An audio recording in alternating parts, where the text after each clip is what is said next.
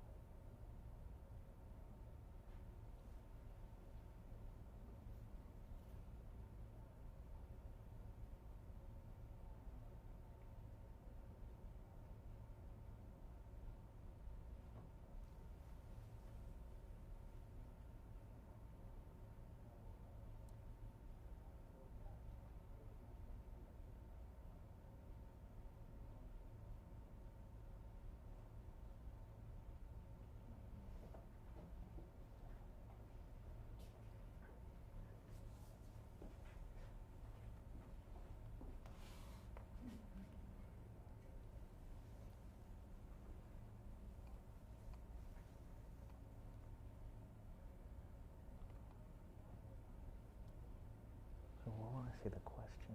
Yeah, let me go through it for you. Okay.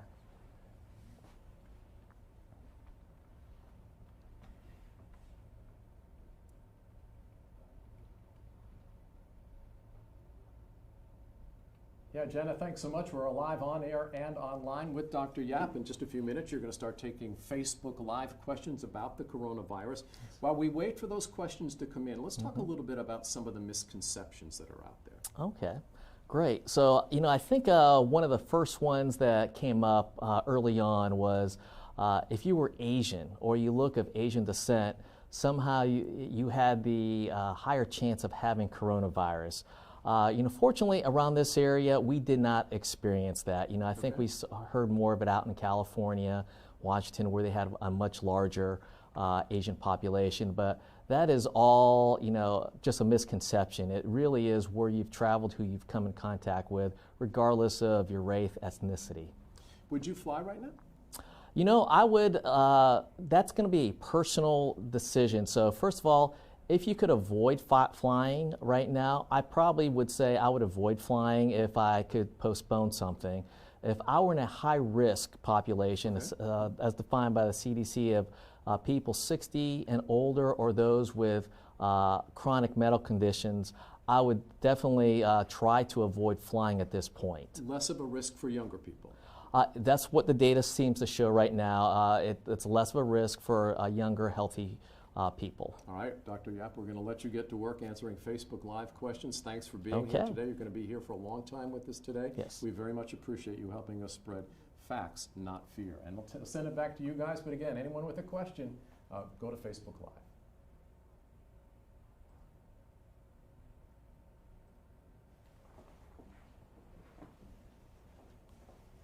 I'll start you off. Someone wanted to know what the treatment is for it.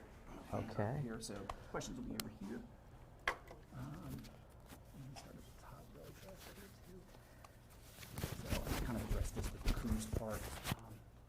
What is the treatment? Okay. We kind of started off there.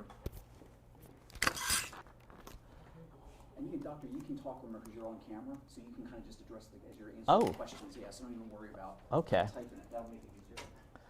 So the first question we have was, what is the treatment for someone with coronavirus right now? So first of all, there is no approved vaccine or treatment, so to speak, that cures coronavirus. What they're doing now is if you require treatment, they are just treating your symptoms in hospitals, or if you have mild symptoms, they're just treating at home. So right now there's no approved treatment to cure coronavirus, but they are treating people and treating the symptoms for if they have respiratory distress or whatever, they are treating them in the hospitals. So that's the first question there.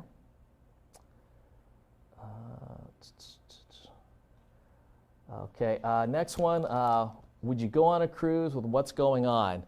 I tell you, that's going to be a personal choice. Right now, I personally would not go on a cruise for the chance that a 1-week cruise can turn to a 3 or 4 week time off, so to speak, from your job. But once again, that is really a personal decision, but I personally would not want to be, or could I be afford to be away from my job for 3 to 4 weeks at this point. There's a question on how contagious it is. Even though there's no definitive data right now, early studies have shown that it is as contagious as the current flu. So which is, in other words, fairly contagious. Estimates are a person with coronavirus can probably infect 2.2 people in the population. So at this point, it is as contagious as the flu is what the data seems to show.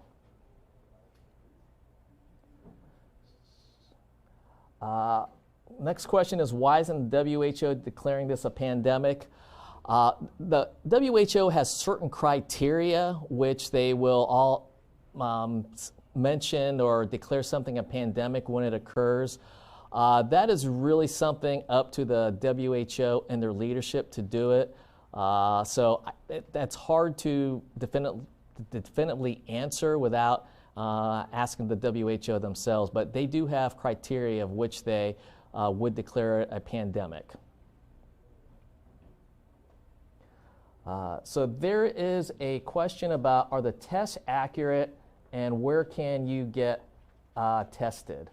So first of all, I know I think Vice President Pence in his news conference this week did say, or this weekend I should say, was telling the public that they're about to ship something on a neighborhood of 1.5 to 2 million test kits out to the country.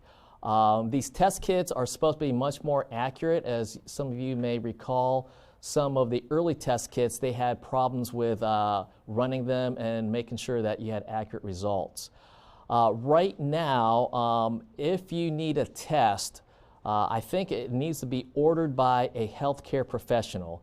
There are not enough tests for everyone who wants to get a test to get one. So I would speak to your local public health department or your local healthcare professional, your physician, physician assistant, nurse practitioner, to see if you should get tested for the COVID-19 coronavirus. So now comes a question about supposed to be traveling to Manchester, England later this week. Should I travel or postpone? That's a tough question. There's a lot of variables to consider. First of all, I think the first question I would ask, is this an essential trip or can it be postponed without too many costs or delays?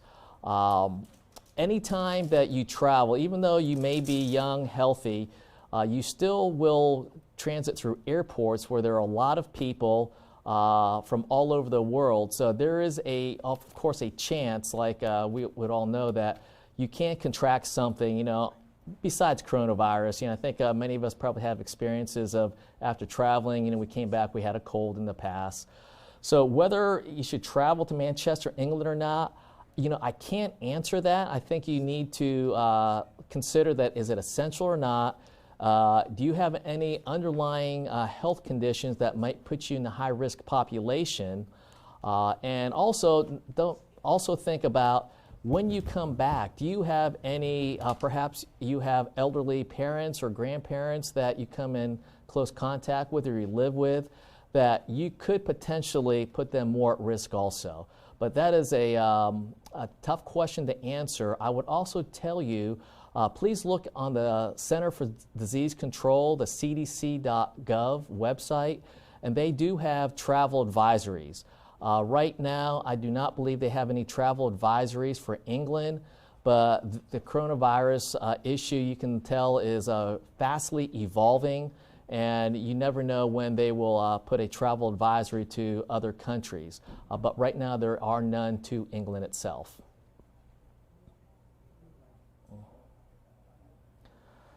So there's a question about how long would it take for a vaccine to be developed for human use in the future? Right now, I believe they are testing a couple of different vaccines, but I do need to emphasize it's in the testing stage. I think the best estimates by experts believe that it'll take between 12 and 18 months before a vaccine is actually approved for general use in the population. Of course, the reason why they do this is, A, they want to make sure that it's safe, and sometimes it doesn't do more harm than good, and it's actually effective. So right now, maybe we can get something out quicker, but the best guess right now from the experts, vaccine experts, is probably 12 to 18 months at this point. Doctor, is there a way to tell that you have the coronavirus without being tested?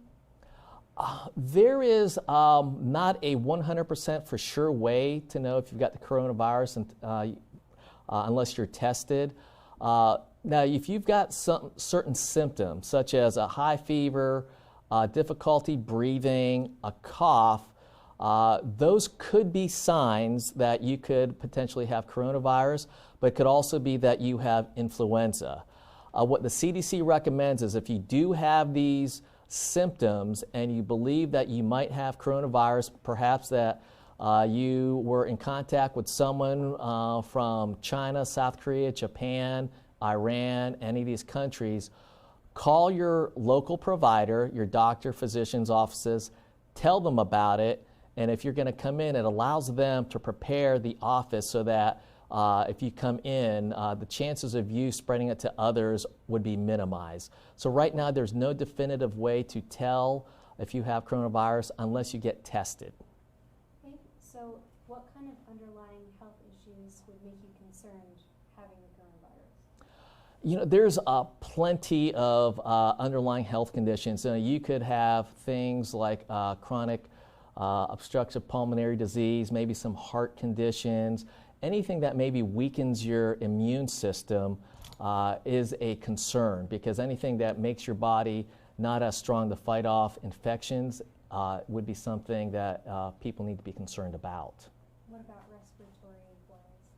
Yes, I would say if you have like some respiratory conditions, I would be very concerned, because the COVID-19 does impact the respiratory system. So if you already have, let's say, trouble breathing normally, if you actually contract this, it could make things worse.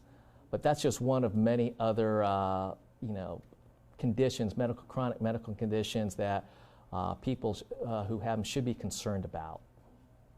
We have a question that asks, what's an example from history that bears similarity to the outbreak of COVID-19? Well, if you go back to, I believe, 2003, we had the SARS. So SARS was also, I believe, another coronavirus, but there's two differences with that. First of all, it was more difficult to spread the SARS virus, but it was also more deadly at the same time. So it was, and the positive was it was difficult, more difficult for people to spread it from one person to the other, but it was also deadlier if people contracted it.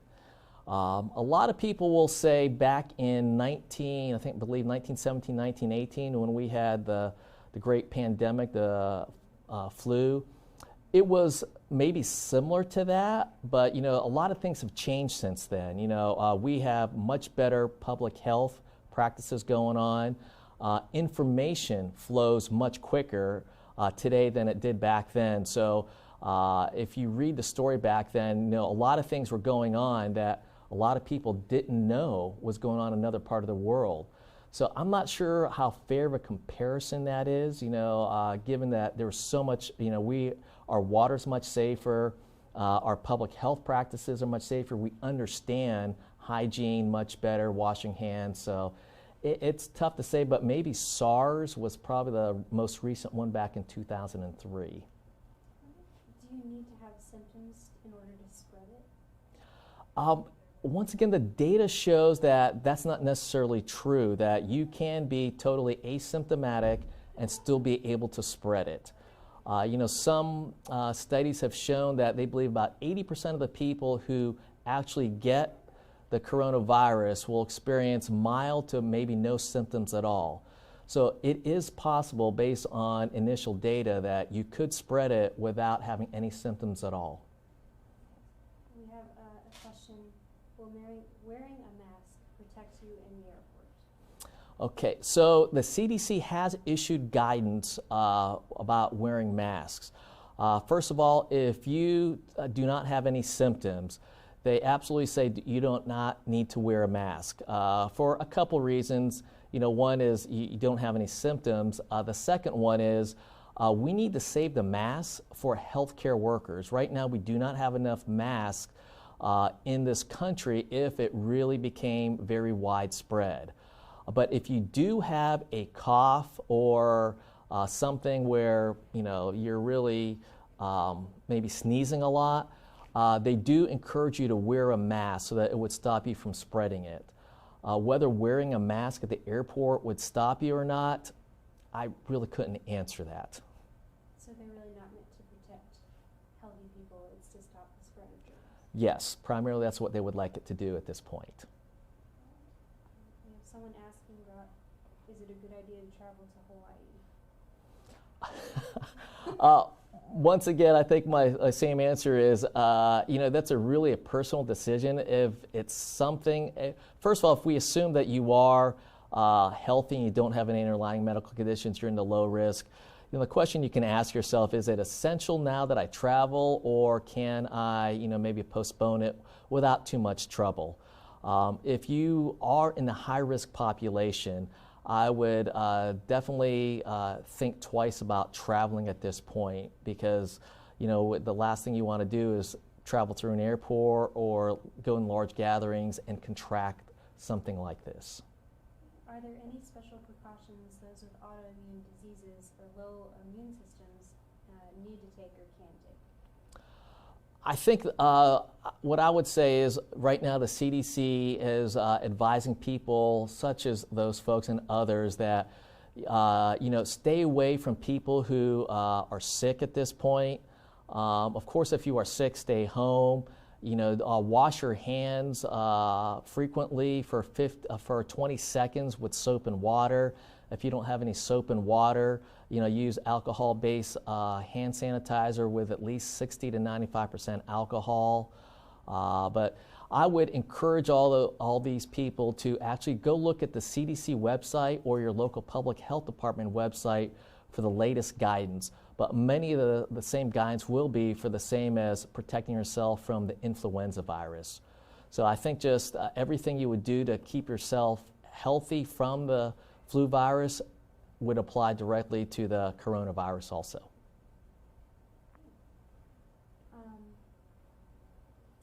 How long does the coronavirus stay viable outside the body? That is a difficult question to ask, because there are many variables that account for it, like temperature, humidity, the type of surface that it's on.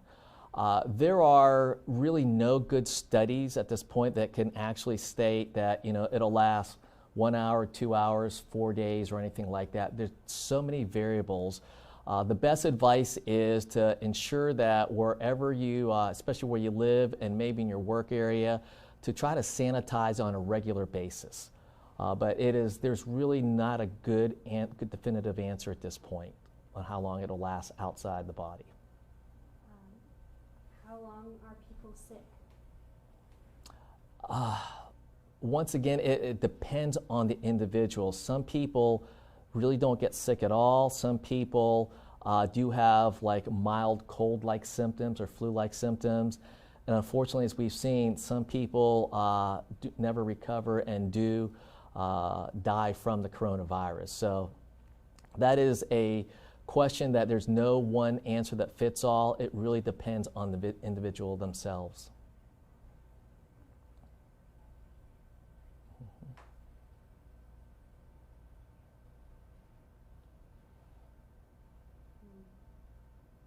We have people asking about makeshift masks and face shields.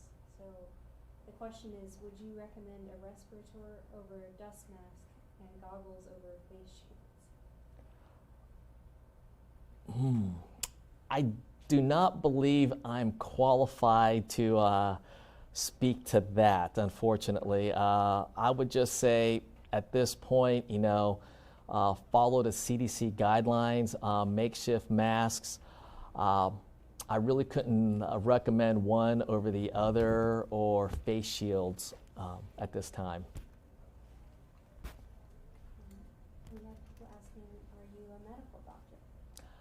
I am not a medical doctor.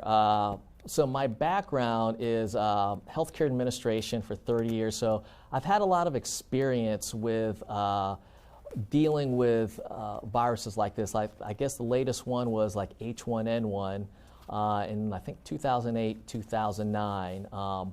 I teach in a Master of Public Health program. So as in public health, we really track events like this very closely.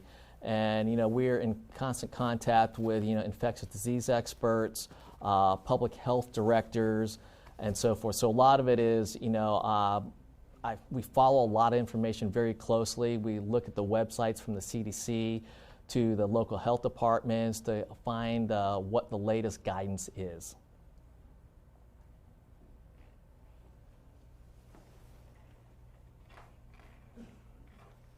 Will it slow down midsummer? I want to know if this could be as bad as Spanish flu or not. That is a good question. No one knows for sure whether the summer will slow it down or not.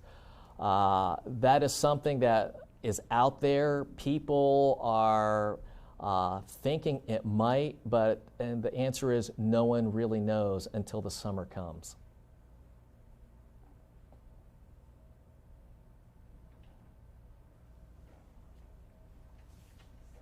Does it cause runny noses or mostly fevers, coughs, and respiratory issues? Well, I'll tell you, let me see. I know it causes fevers, runny noses. It does cause a lot of respiratory symptoms, but let me see exactly what the CDC and their experience is so far.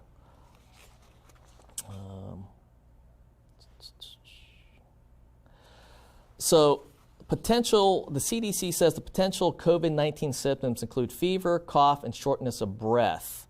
So it does not say anything specific about runny noses, but I can't say that it's not possible at this point.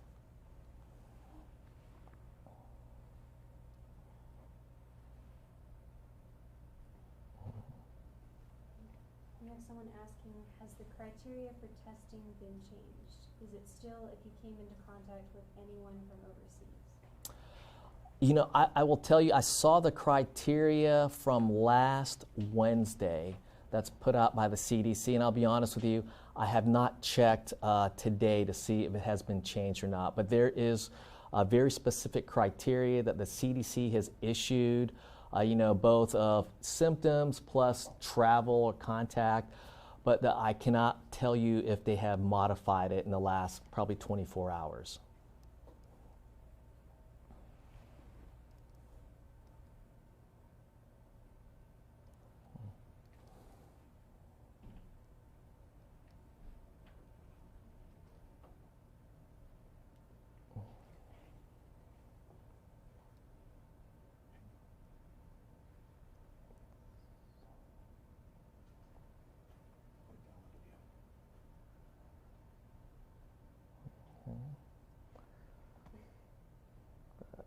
If you believe you've contracted it, should you go to a doctor's office or hospital and risk infecting any other people in the waiting room? So, great question. So if you believe you have it, what the CDC recommends is call the hospital or your doctor ahead of time.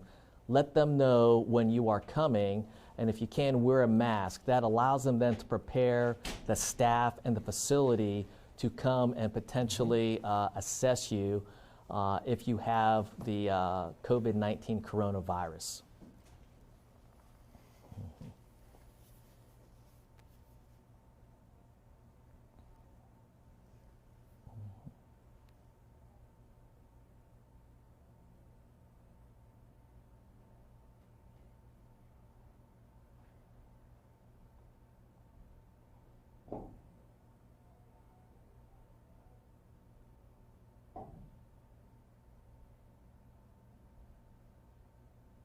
We have a question.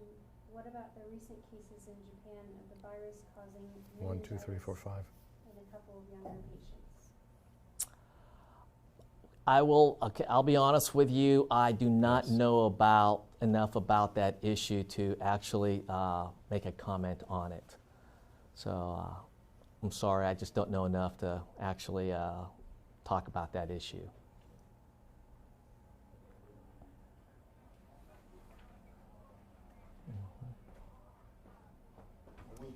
Is there a general area of questions that most of our people who are dialed in are asking?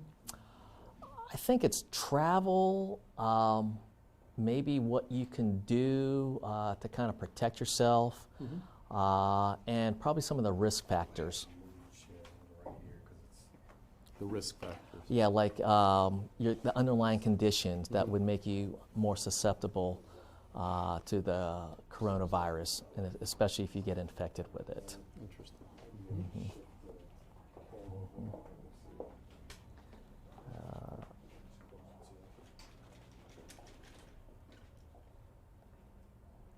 Okay, so we have a question about how do you feel about planned school trips, traveling on buses across states, staying in hotels? Once again, a tough question to ask, to answer, but you know, right now I would just follow what the local, wherever you're at, your local public health department, what they're saying the risk is.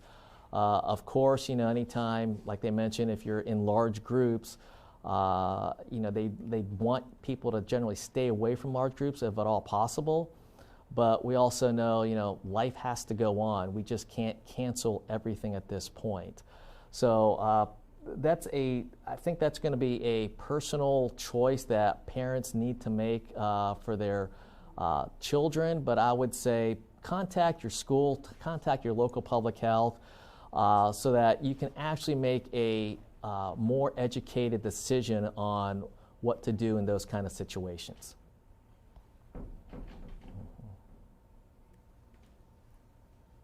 All right, we're 30 seconds away from Okay. Okay.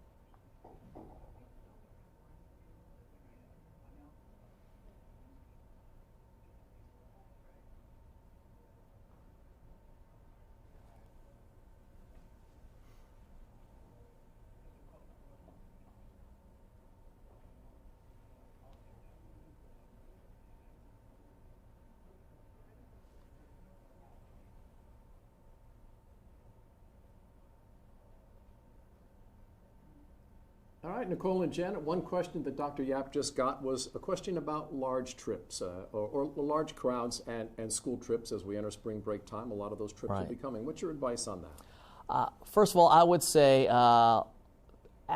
look at the guidance that your local public health department is putting out. And of course, when it comes to schools, I'm sure the schools are in very close communication with your public health departments regarding school trips and large gatherings. Every place is going to be different, and everyone needs to also make that decision for themselves, because if you're at a higher risk for whatever reason in the population, of course you want to probably try to stay away from large gatherings as much as possible. But it's a difficult question to answer for everyone because one size doesn't fit all. But I would say talk to your local public health departments and your schools to see what the plans are, and if they are planning it, what kind of mitigation will they be doing to try to minimize any chances of spreading this or things even just like the flu. Based on the questions you're getting, do you get the sense that some people are dealing with a misunderstanding or misconceptions about the coronavirus? Maybe not misunderstandings, but maybe just not knowing enough about it, you know. So it doesn't seem like these questions are necessarily about misunderstandings. Actually, most of them do seem very well thought out of what should we do, you know, so what are some of the steps we maybe can take or should take to help reduce the risk. So fortunately, I don't see a lot of weird misconceptions that sometimes we might hear, and so perhaps that's also a testament that the facts, just like here we're trying to do here, are getting out, and people are listening to them and actually just trying to stay calm and listen to the facts and not a lot of the hype that some people are trying to stir up. All right, I'm going to let you get back to work. If Okay. you have a question for Dr. Yap, go to Facebook, 13 News Now, and you can ask your question right now, and I'm going to let you get back to work. Great. Thank you very much. Mhm. Okay. So I think we're getting a lot of questions about travel, about airlines being grounded, perhaps, amusement parks. So once again, I think, if planes are grounded or things like that, those decisions will be made at the highest level during consultation with the CDC and others. Something like that is extremely drastic. I have no idea whether anything that drastic is going to happen or not. This situation is evolving on a daily, if not hourly basis. So all I could say is, just keep watching the news and keep track of things like this. But of course, I think we all realize that travel is probably the largest impact so far with the coronavirus of whether you should travel. There's some about amusement parks. Once again, you do have to make that choice for yourself and your families. Right now there is no CDC guidance on restricting this unless there's a suggestion to restrict gatherings in large groups if you are 60 and older and or have chronic underlying health conditions.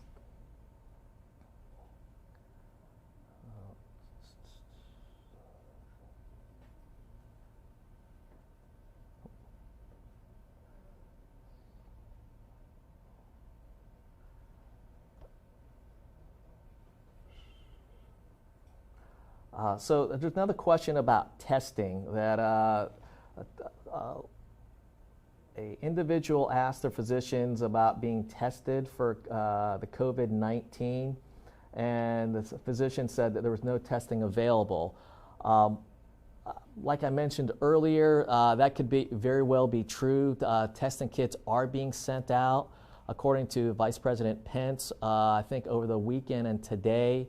So the physicians might not actually have enough tests to utilize. But once again, if you want to get tested, that's the route to go. Ask your physician, go to the hospital, tell them your symptoms, they'll take the history, and at that point, they will either say that yes, you should be tested or not be tested, and direct you to the proper location to get the test.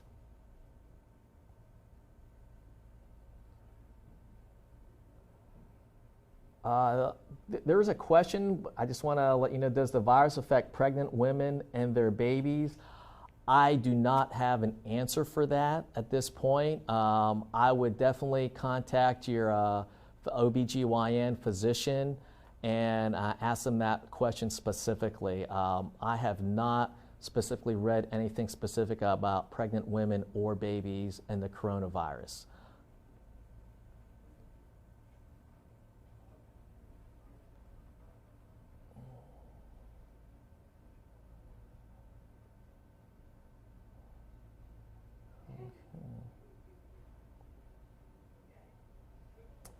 So there's a question about, is this a huge threat for healthy mid-age adults without underlying health conditions or school children of school age that are otherwise healthy? All we could say now is, and this is, we're really, in reality, early on potentially in an outbreak like this. It appears that it's not impacting children nearly as much. It's mainly the older population, especially the ones that have other underlying health conditions. But I would still caution you to say that this could change as more and more data comes out on how the COVID-19 infections are impacting people.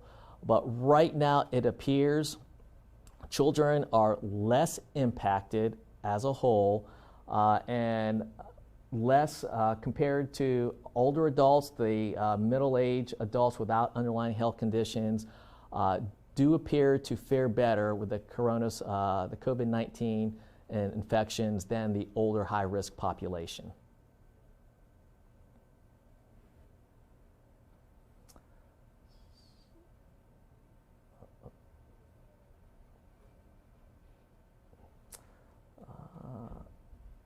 Is a 2-week time frame to catch the virus, I guess, validated? Can it be longer?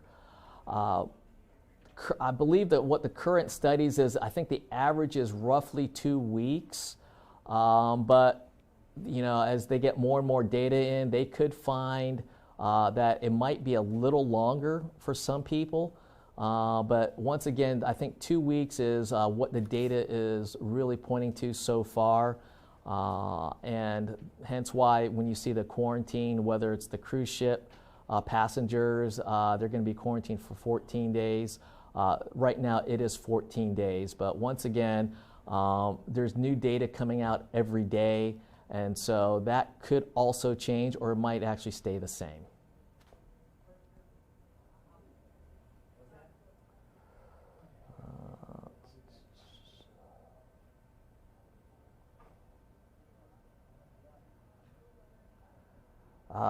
And just once again, I want to say that, you know, there's people are asking about if they've got an underlying health condition, whether they're in a high-risk population. The answer is yes.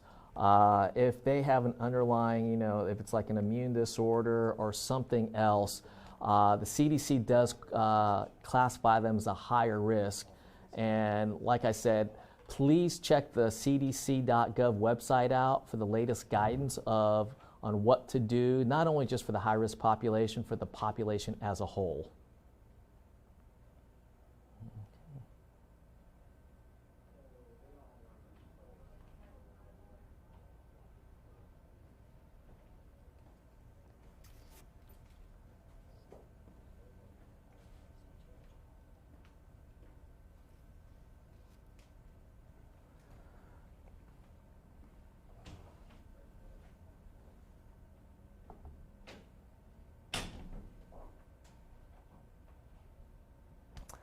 So there's a couple more questions about acquiring masks. I'll just reiterate that unless you have coughing symptoms, respiratory kind of issues, the CDC does not recommend that you wear a mask. But if you do, and you know you are coughing a lot, maybe sneezing a lot, and you have other symptoms, they do recommend that you do wear a mask to try to prevent the spread of it.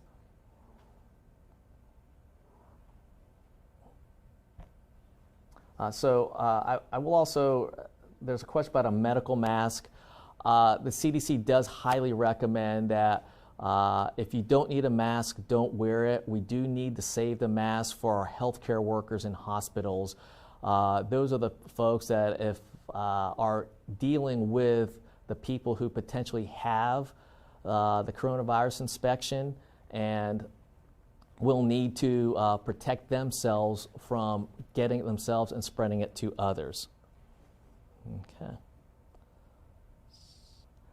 So I guess one of the new live updates from the Washington Post is Israel requires a 2-week quarantine for international arrival, and New York, New Jersey Port Authority head tests positive. So this is just another example of how quickly this is evolving and all the different news that comes out. You know, it could very well that some of the things I'm telling you during this broadcast here could change by the time it's over based on new information, new data coming out. But it is really a quick evolving. And once again, please try to get your best information on this. Look at the CDC website and look at your local public health websites to make sure that you are getting what is the information that's being screened and vetted for accuracy. So please, just because it's on the internet doesn't mean it's true. Stick to credible sources and maybe even your local hospital systems who are always in contact with places like the CDC and the public health departments.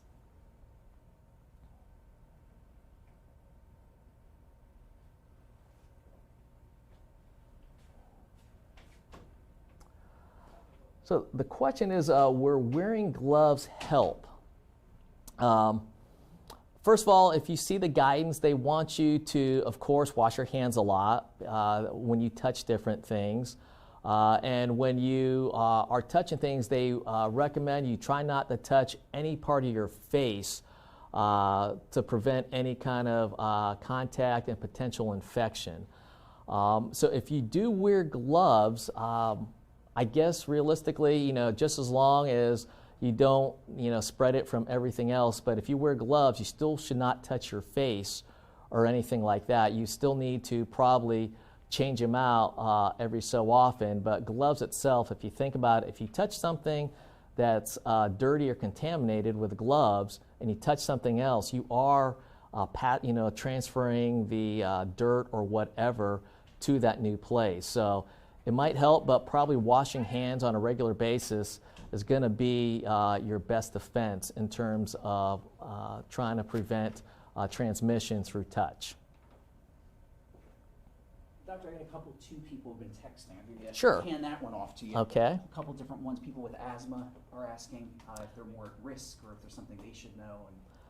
Yes. So for the people who have asthma, I believe they would be considered in the higher risk category, solely because if you do catch the COVID-19 virus and you get infected, it will impact your respiratory system, probably most likely much more severe than someone who doesn't have asthma. How safe is food, especially fruit, coming from corona-infected areas?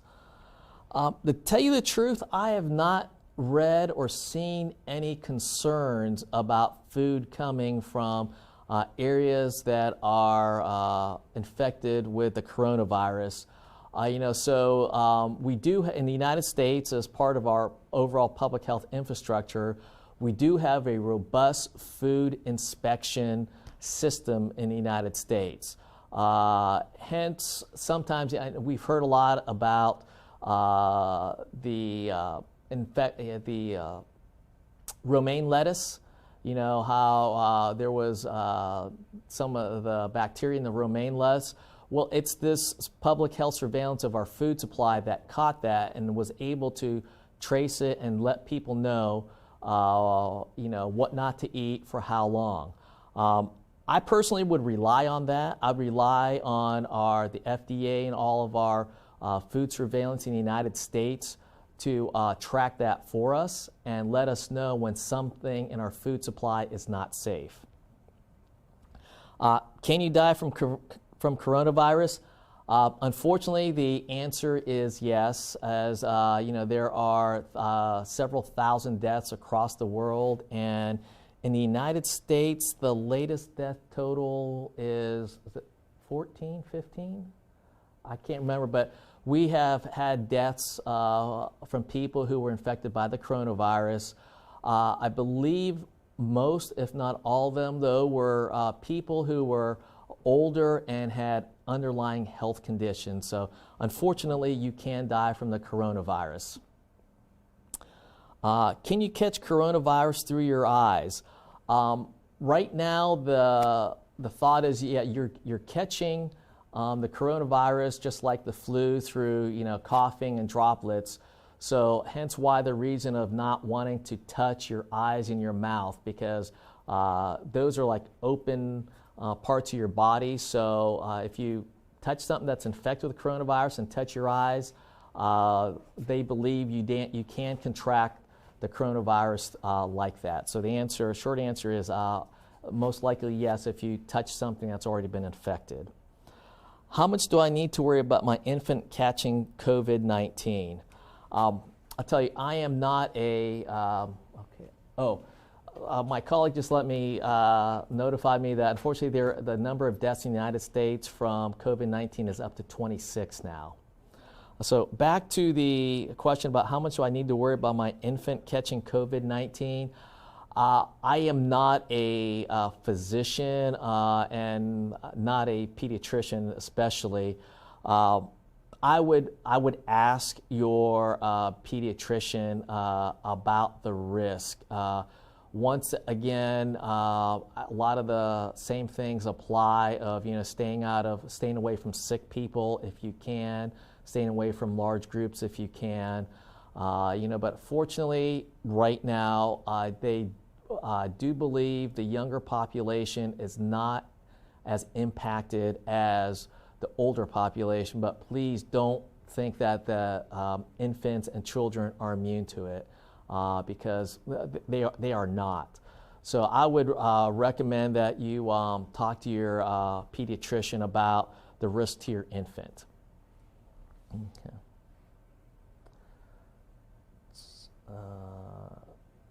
So other question.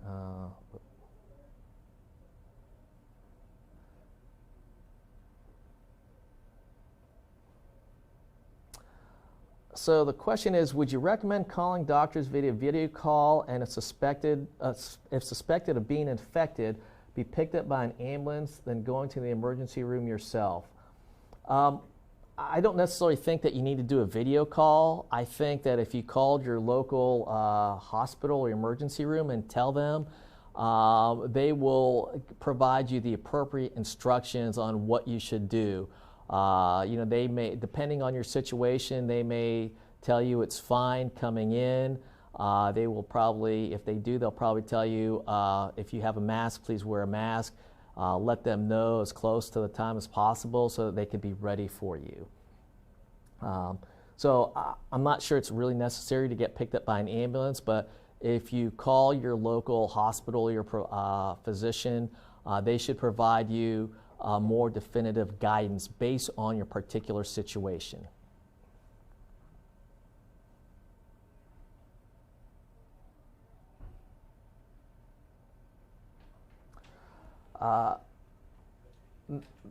There's a question about what are the age ranges that are more and less safe. I'm just going to pass along that the CDC has issued some guidance for people that are 60 and over to try to limit their exposure to large groups. There is nothing else that they have officially published at this point. But based on the data, they believe that the age group of 60 and older are at the higher risk.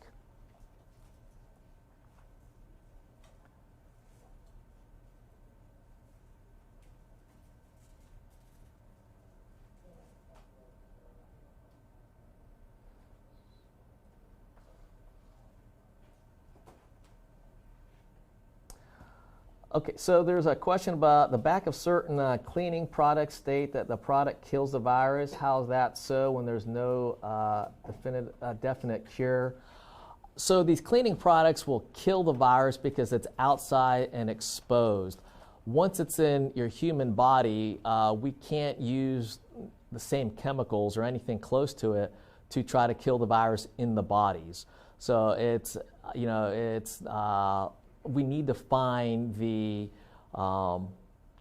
cure or the treatments that we can safely give to people without harming them at the same time. So cleaning supplies, yes, that's why they say try to disinfect your bathrooms, doorknobs, anything that has a lot of touching. The high touchers is what they call it, because it will clean and kill the virus. The virus does need some sort of host to really stay alive for a long time.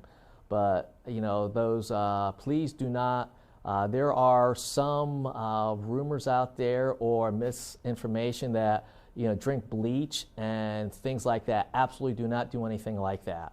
Talk to your physician if you suspect that you have coronavirus or maybe the flu, and they will guide you for the proper treatment. Please, by all means, do not think that the cleaning products that say kills the virus is meant to kill the virus in humans.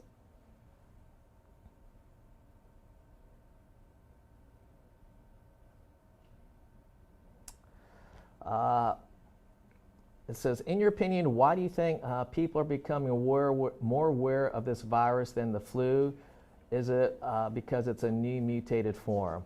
I think, first of all, realistically, this is new, and it does have a higher mortality rate than the flu does at this point. At least that's what the initial data shows.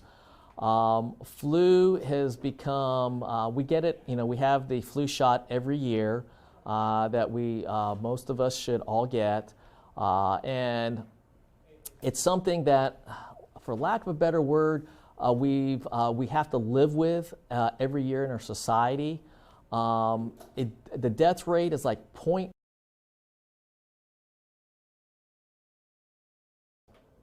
very sad. But the flu death rate is 0.1%. The death rate from the COVID-19, they suspect is around 2%, which is 20 times what it is for the flu. So I think, there's a lot more interest in it because it is, at this point, deadlier than the flu itself. And they believe it can spread more. And of course, more people are aware because a lot of the media are having a lot of coverage on it to make people aware of, the facts about the virus and try to dispel a lot of the myths and misconceptions that are going around.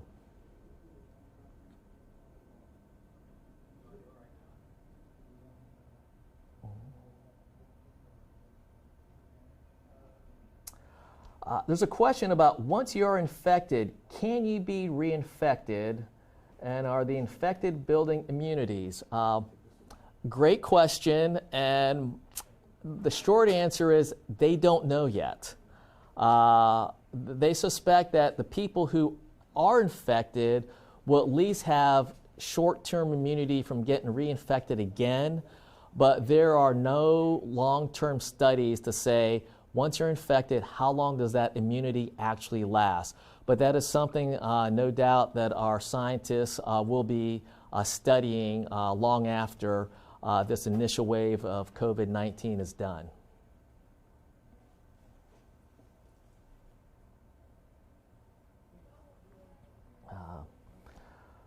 Another question is, what should someone with a chest cold/cough now be doing? Take OTC medicine rather than ride it out. I'm going to just ask you, because I don't know what else, what other symptoms you have. If you are worried about it, and if it's something that's maybe unusual, please call your physician, your provider, have them assess it. I can't really give you good advice, and I think no one's really going to be able to give you good advice without getting more specifics from you. So if you are worried and about what you have, if you have symptoms, please call your provider, your doctor, PA, whoever you go see on a regular basis to get further guidance on what you should do.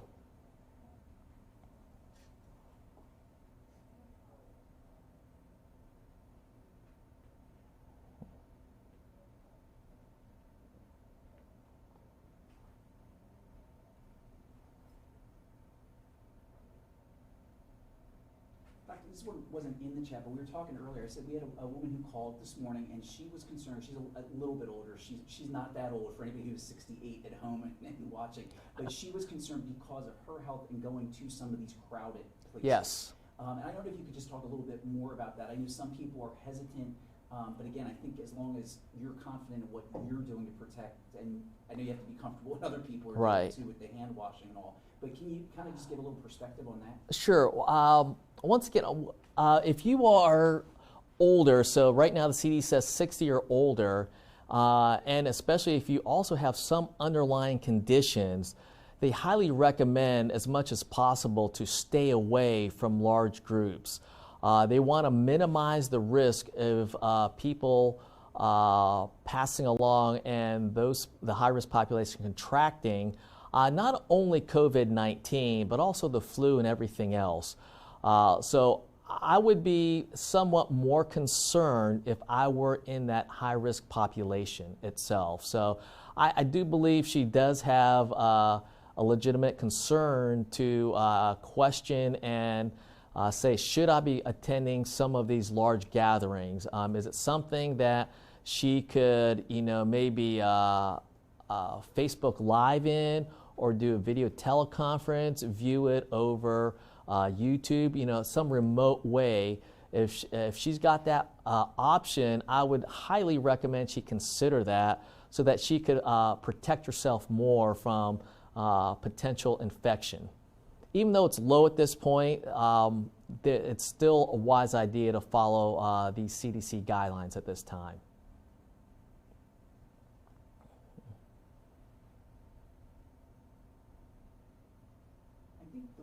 It was one of the ones texted, and I don't know if you got to that, and if you did, I'm repeating Yes. this, but asked about catching through the eyes if there's a risk of... Yes. Okay.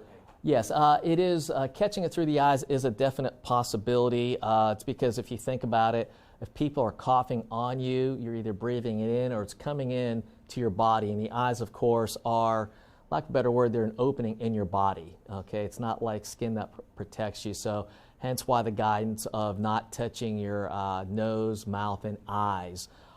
If you can at all, avoid touching those areas, that is what the CDC is recommending. Or if you have to, wash your hands beforehand, 15 to 20 seconds with soap and water, or an alcohol-based rub.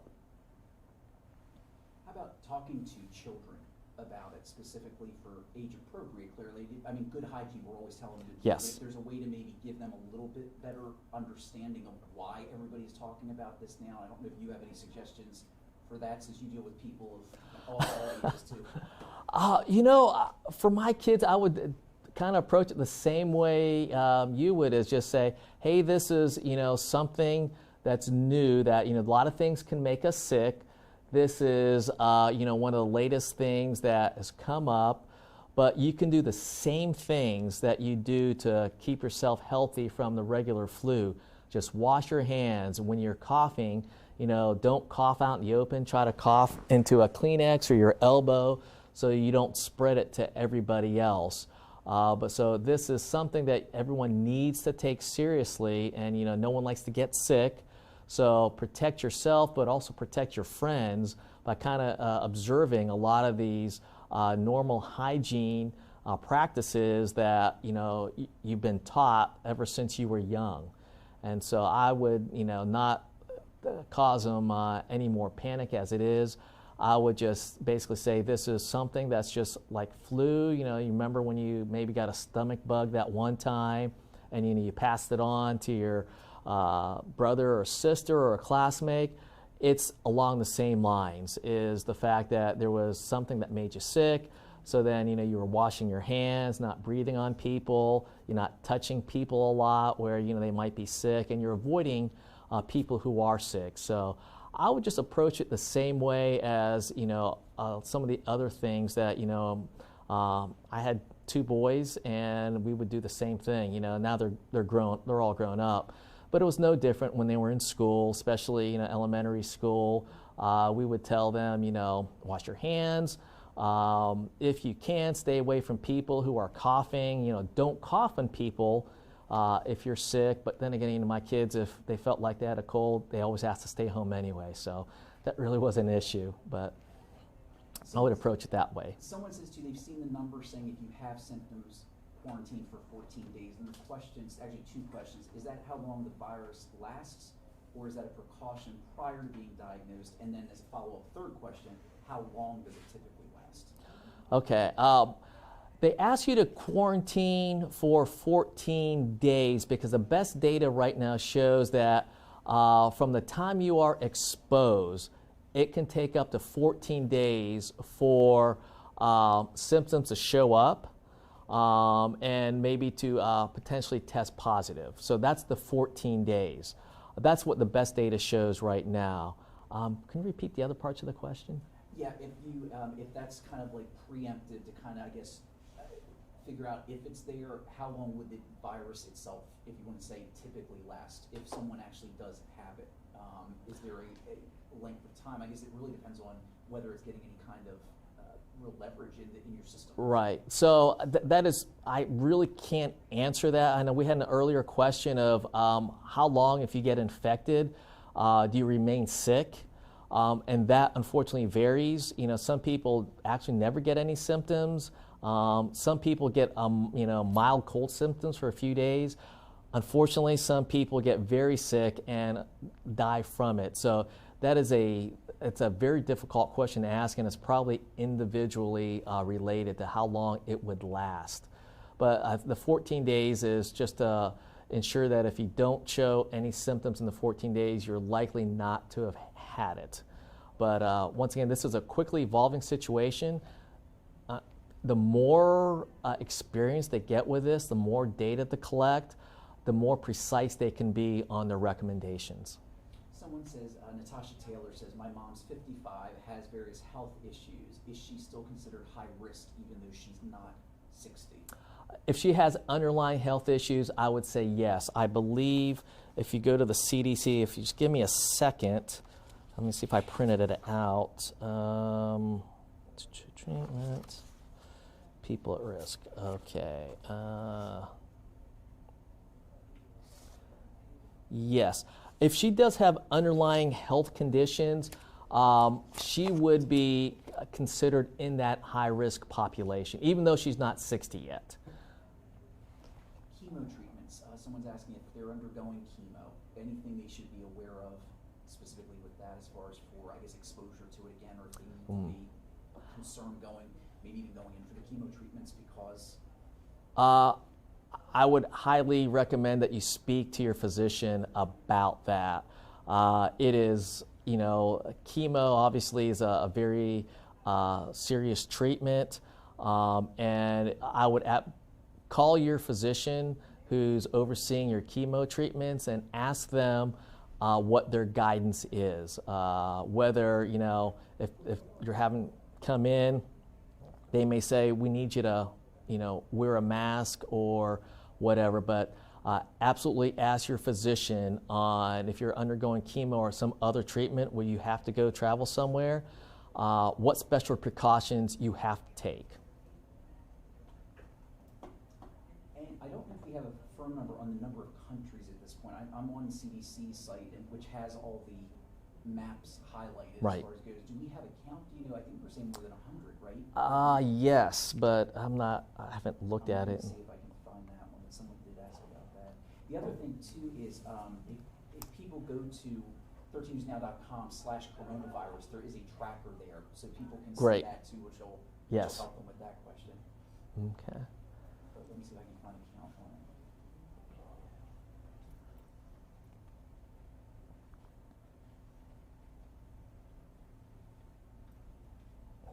Go.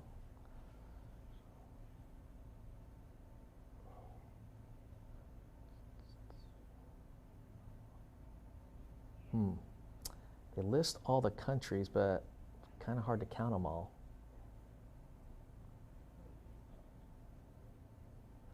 Global map.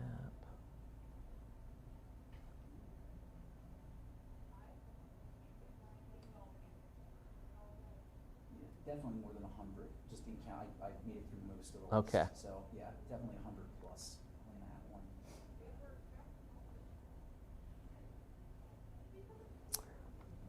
Okay. So there's a question about, as we enter spring, do you feel allergy symptoms, coughing, sneezing, etc., could overwhelm the system for screening requests due to a possible confusion of the coronavirus symptoms? That's always always a possibility.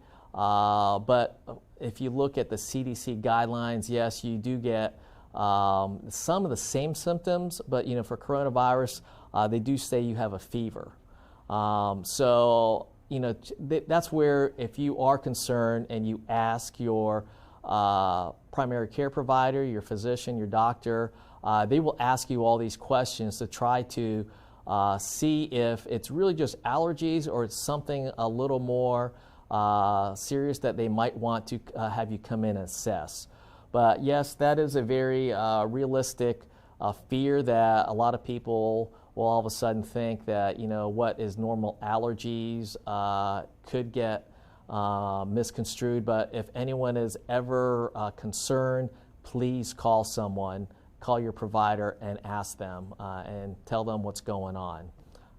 Just as a personal note, this past weekend was the first weekend where the allergies hit me hard. My eyes were watering like crazy. So unfortunately, it is going to be a bad allergy season from what they say, but that's a very good question.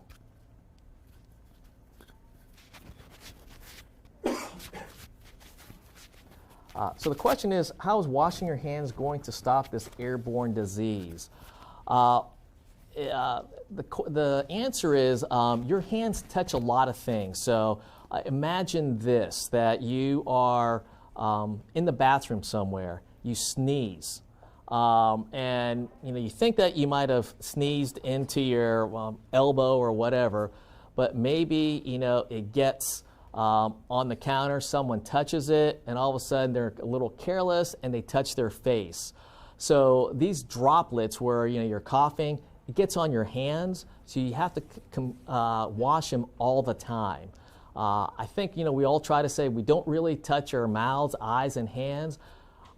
Honestly, I think even I do, even though I constantly try not to do it. I'm sure that maybe when I'm not thinking about it, I may touch, scratch my nose, scratch my, just touch my face. So if I wash my hands all the time, anything that I touch that potentially could have the virus on it, hopefully I'll wash it away. That's why you want to wash your hands. It'll try to wash any of the virus away that you could have picked up from others sneezing or whatever. Then you actually then touch yourself. Can you hear me? And someone asked, texted, this is one that came in through text, is happy birthday part of hand washing? Can you hear me? It's not the song, it's the length. If you can maybe talk about that again, the 20-second. Right, for 20 seconds. So I'll tell you the truth, I don't know if happy birthday is 20 seconds, sing it at the right pace, don't rush through it, and wash your hands for that. Sing it to someone you like, not the guy you're trying to. There you go. There you go. Here's someone from Newport News just asked if we have a threat of the virus in the area, and I think probably the thing to talk about, because we have had a few cases now in Virginia. Yes. But it's still considered low risk. So if you can maybe talk about that, because it is here. Yes. But it's not something. Yep, check 1, 2, 3, 4, check. Right.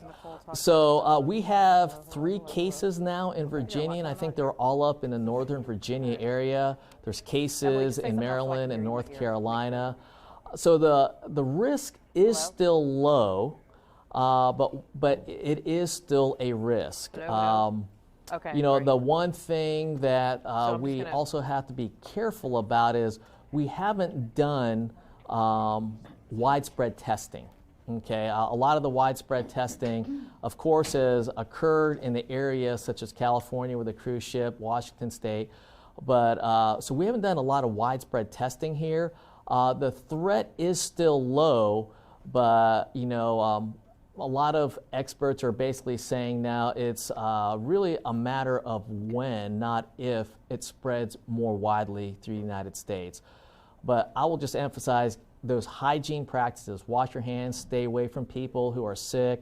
When you're coughing to your elbow, those will go a long way in reducing the spread of the coronavirus and other viruses.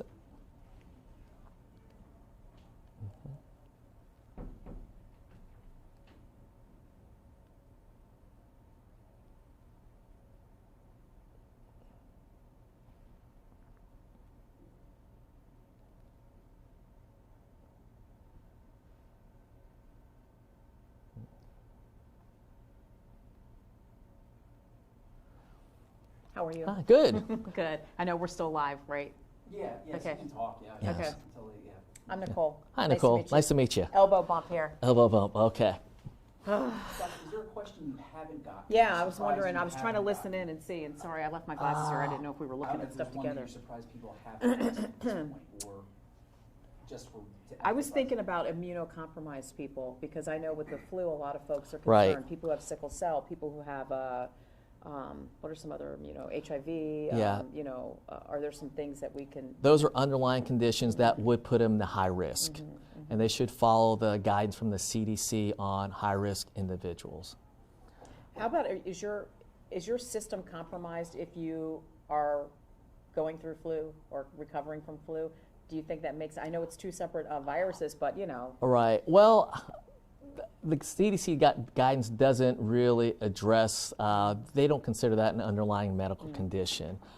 But of course, if you have the flu, of course, your body's already under the stress, right? So, yeah, I would probably not try to congregate in any large groups, you know, but yes. Yeah, just give me an idea if there's something that you could think of that we haven't. You know, there was no question about something in the water yet, about will it be canceled or not. Yeah, I mean, we've reported on that where they Right. said it's not, but I mean, because the other festivals have canceled, is there something that you want to speak to? Do you think that's okay, Brian? Excuse me. Yeah. Well, I mean, just about all the people, because it is outdoors. Like we had a soundbite from somebody saying, "Oh, it's outdoors. I don't care." Right. Like it's different. You're not contained in one area like that conference, or So maybe we can talk about that. right. Okay. So We have 30 seconds. Okay. Okay. Should we talk about that Yeah. now? Let's do. Well, Oh, okay. now or like for this hit, right? Yeah. Should we wait the 30 seconds? For the hit. Yeah. Okay. Yeah. We're coming up on it. She says. Yap. Yap. Dr. Yap. That's it. Just like it's spelled. Yeah. That's cool. How long have you been at ADMS? Just a year and a half. Oh, right. okay. But I was up at Langley Air Force Base Okay. for 2 years up there. Okay. Stand by. Here we go. Okay.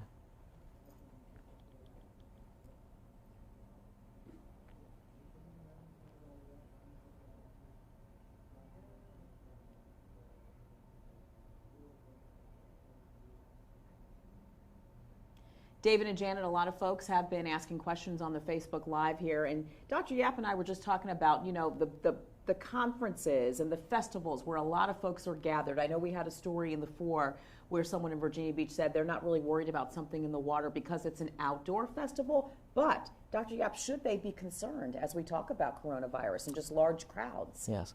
Well, I think anytime you have a large gathering, you should be concerned because even though it's outdoors, you are still in a lot of close contact with people. And that's how you would spread the flu and, in this case, the coronavirus also.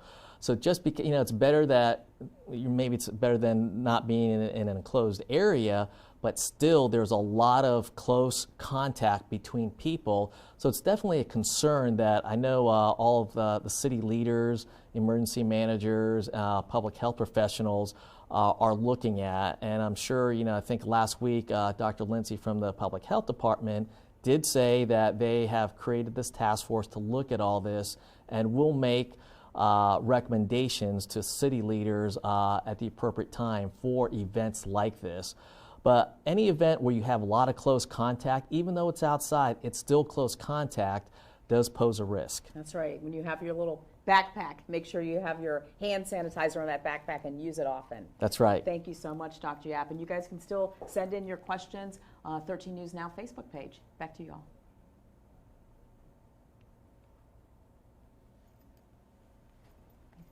Okay.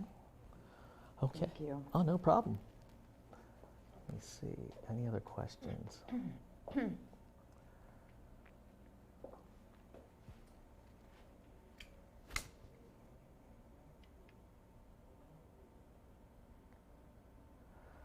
So there's more questions on traveling and why haven't we stopped all travel?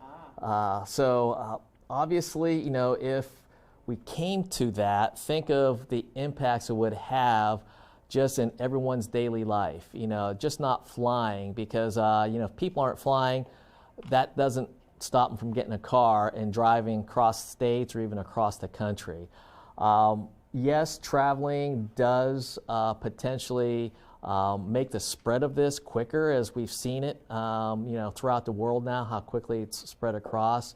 But that is also a very drastic measure that, without a doubt, the disease and epidemiology experts and our senior leaders would have to seriously consider before they make such a drastic measure to take.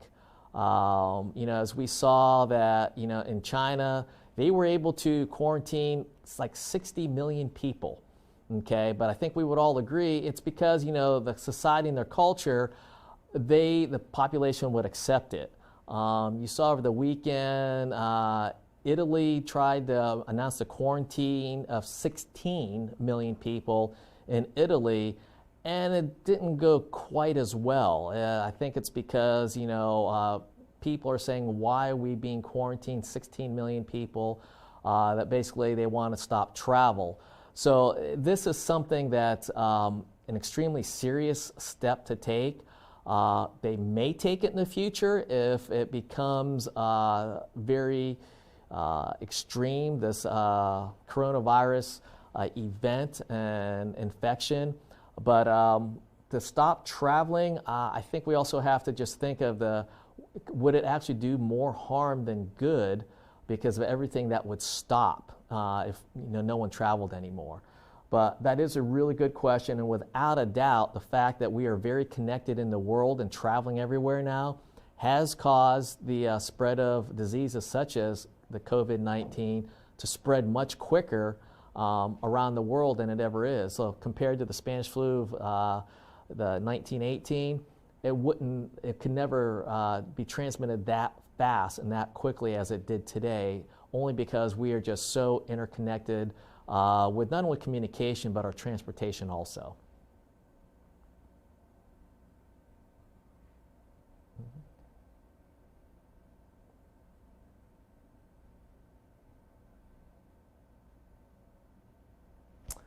So the question is it a fact that coronavirus has been around a long time, but this is a never-before-seen strain?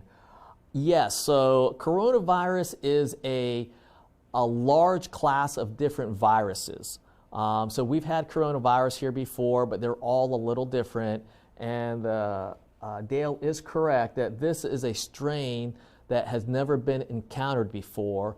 At least it might have existed, but it has never been to the point where it's infected humans, and we've studied it and we've run the genetic sequence on it.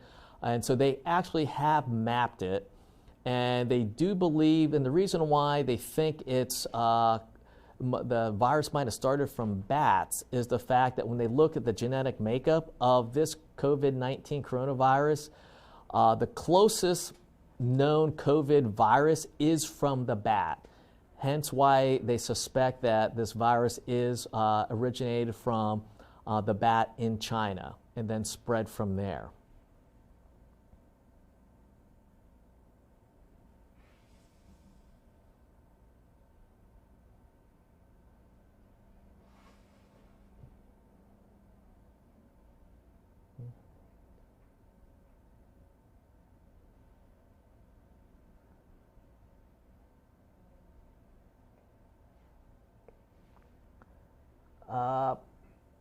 So there's a question about where the disease came from. Like I mentioned, they think it came from the bat, is where they believe it originated from, and how the first human might have picked it up.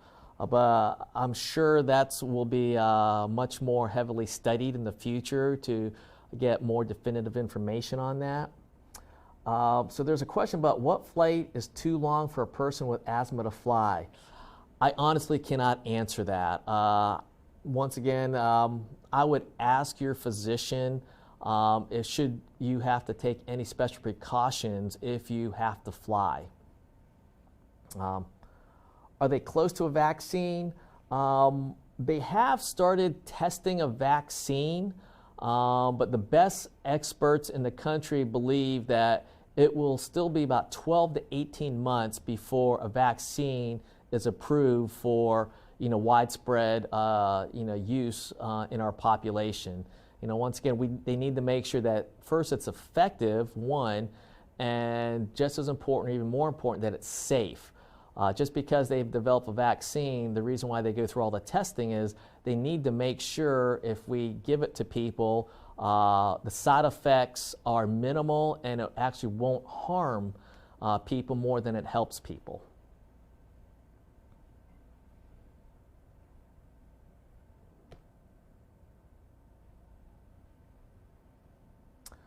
Okay, so there is a question about essentially, could this virus be created? Was this virus created? Because there is a lab in Wuhan, China. What I can say is I've read and listened to a couple of, lack of a better word, these are virologists. These are experts who study viruses for a living. And they have pretty much all agreed this is not an engineered virus, which is what I think folks are talking about, that there is a rumor out there that this was a virus engineered in a lab and it accidentally got released. The people I've read, and here in the United States, first of all, our expert virologists do not believe that this is an engineered virus in a lab that was released. So right now, most people believe this was naturally occurring and it did come from an animal. That's the best information at this point on that.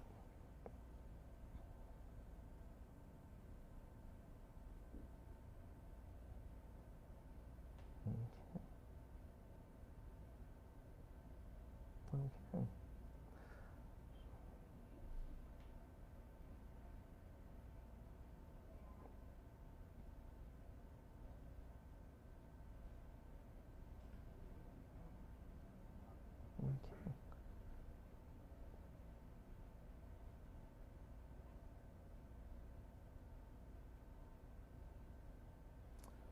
I don't see this in here, but I know this one's come up periodically because we talk about people who may have underlying health issues, compromised immune systems. Right. And a lot of times with any disease, we always talk about the extreme. We talk about seniors who are maybe up there and really have a number of issues, and the youngest Right. of people. And I know parents probably have a little concern that way, but I don't know if this one is the same, where you still put that concern with those two extremes, or if it's more staying to the more Right. senior population at this point. Okay, great question. So right now, the data is showing that this coronavirus really impacts the elderly population more than the young population.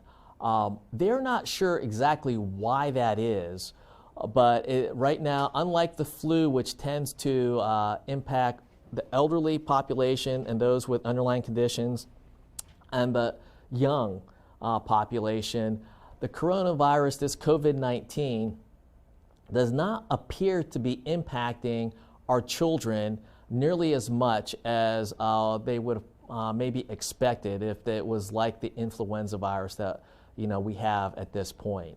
So once again, though, we want to make it clear that the children aren't immune, but they appear to be less likely affected by this. But that just doesn't mean that, oh, that's great, kids could go run out and do whatever they want. They still can be infected by it, but I guess the risk of them being affected by it does seem to be less than they would have originally anticipated.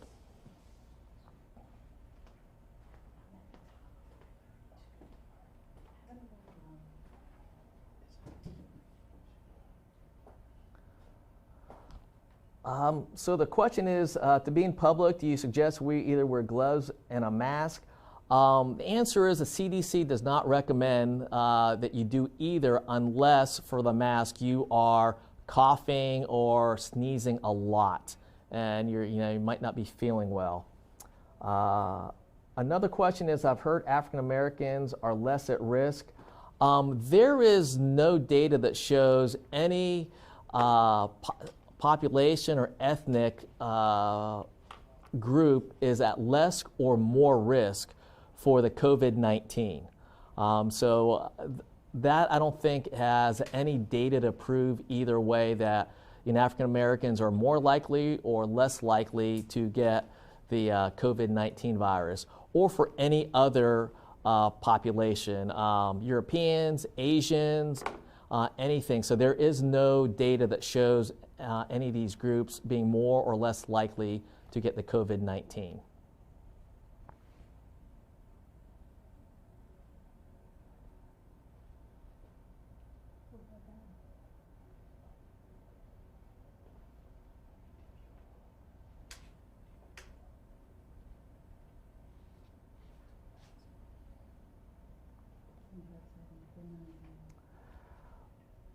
So Cheryl's asking this, basically thyroid disease puts you in a higher risk category.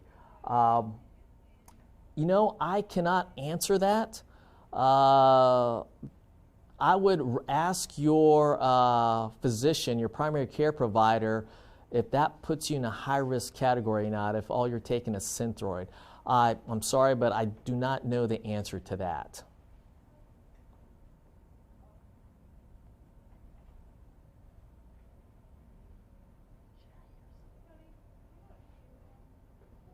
Oh, okay. Yes, I can hear you now.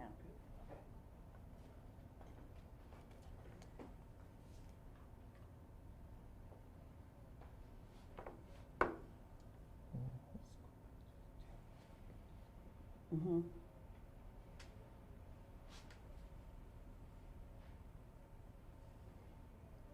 Interesting question lately. So the question is, if one person in the household is recommended to self-quarantine, should the whole household do the same? The CDC does have guidelines for that. Obviously, you know, this is an issue that's come up.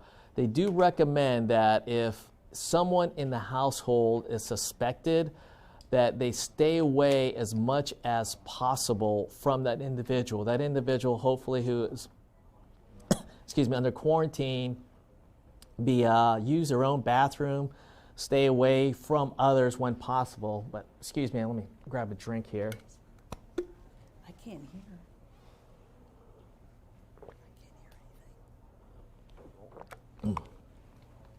But if you are in that situation, though, please go to cdc.gov, look on the coronavirus web pages, and there is a specific section that discusses exactly your question of what you do if you have someone in your household that's been recommended to do self-monitoring at home. About 20 seconds. Okay.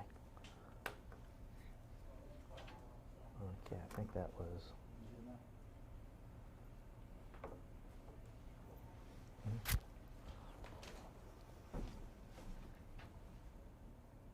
I think that's all the questions so far.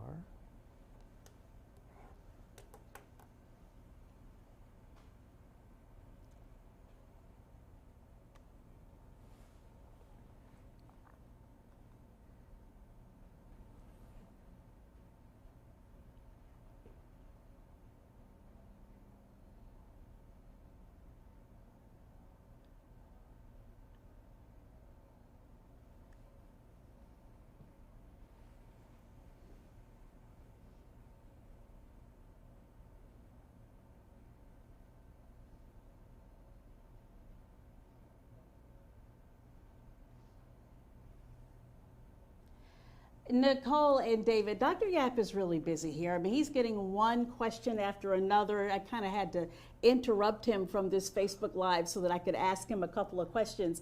And one of the interesting questions that I heard you addressing just a little while ago, someone wants to know, if one person in the house is under quarantine, what does that mean for the rest of the household? Right. So, great question. So, the CDC actually has issued guidelines for that exact situation. Mm-hmm. So some of the guidelines they say is if you can, if it's possible, and you know not everything is possible, is can you have that person be in a separate room, in a separate bathroom? Oh, that's hard, yeah. And just have them almost as isolated from everyone else as possible. Mm-hmm. So once again, it might not be possible in a lot of cases.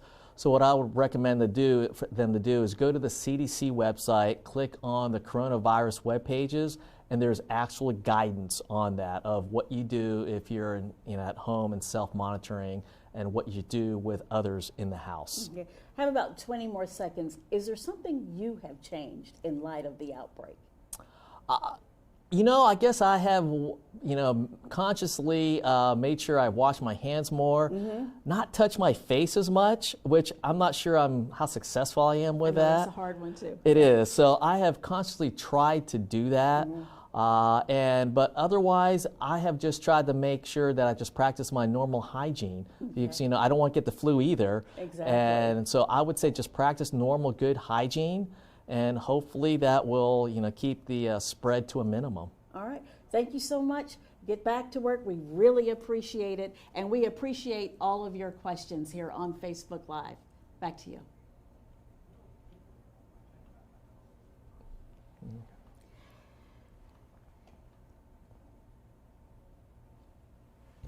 Okay, so I can talk, right?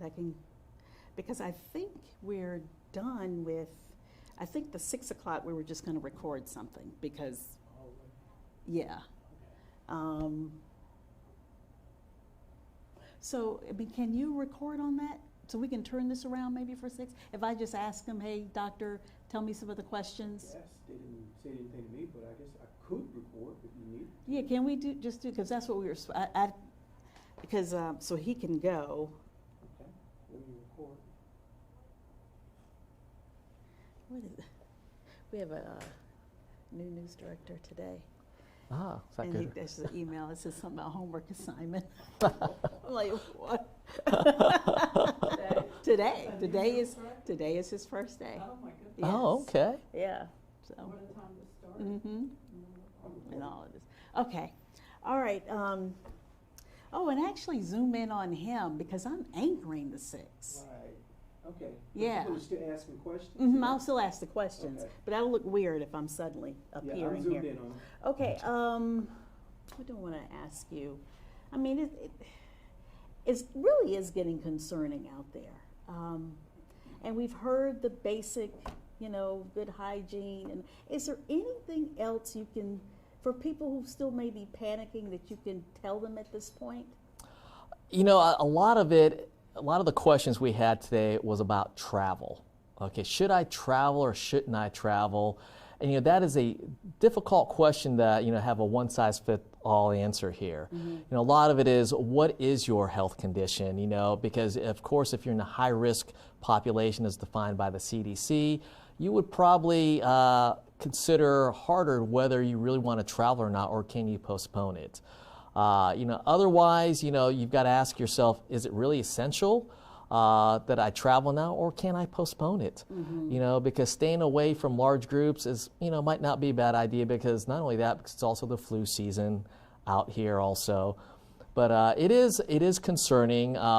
It gets a lot of media coverage, of course. But I would say, just stick to the facts. There's a lot of information out there that's not true. A couple questions we're asking on the Facebook Live of, one of them was, I heard African Americans are at less I heard risk. about that too. And the answer is no one is at less risk or more risk for getting COVID-19, from an ethnic or race standpoint. Right. Things like that. And so I would say just stick to the facts, stick to your good hygiene, and get your facts from good places like the CDC.gov website, from your local public health department, and maybe your local hospital health system, because they will be in close contact with the CDC and the public health departments to get the right information out. Excellent, excellent. I thank you so much. That's all I had. I really appreciate this, and I know that we're going to be calling again. We are happy to help. I don't know if what's on tap for tomorrow. I did see where you said Dr. Martin is available. So far, no one has said anything. TV news has a tendency to, day of. While I was sitting here, I got a call from Megan Purrier. Oh. Looking for a psychiatrist to interview about questions to calm fears in their patients. Oh, wow. Talking about it. Okay. Well, so thank you. Oh, sure. Really appreciate that. Yeah. And Okay. thank you. If we can- Oh, my if we pleasure. can help, we're happy to. That worked real well. So we're done then? Yeah, we are. Okay. I'm gonna take care of everything out. I'll take your microphone from you, sir. Okay. Thank you very much. Oh, my pleasure. Thank you. Don't forget your glasses. Yeah, I won't. Let me tell them to make sure. I need to look at the 65. They have you going around your collar. Okay. There we go. All right. Thank you, sir. We appreciate this. Oh, my pleasure. Thank you very much. No problem. Look.